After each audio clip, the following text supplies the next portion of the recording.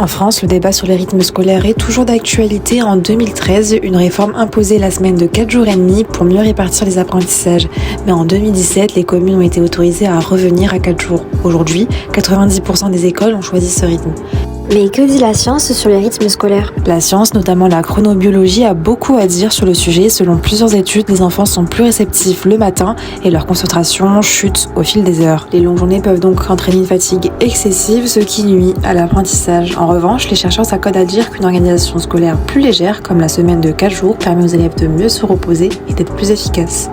Mais qu'en est-il dans le monde? En Finlande, un des modèles éducatifs les plus admirés au monde, les élèves passent moins de temps à l'école chaque jour. Les journées sont courtes, souvent autour de 5 heures, et l'accent est mis sur des pauses fréquentes et des activités extérieures. En revanche, des pays comme le Japon ou la Corée du Sud imposent des journées très longues, mais les résultats scolaires sont parmi les meilleurs au monde. Cependant, ces systèmes entraînent aussi un stress assez important chez les élèves. Et donc, quel est le meilleur rythme pour les élèves? Le choix doit avant tout répondre aux besoins des élèves. Le vrai défi reste donc de trouver un équilibre entre efficacité pédagogique et bien-être des élèves.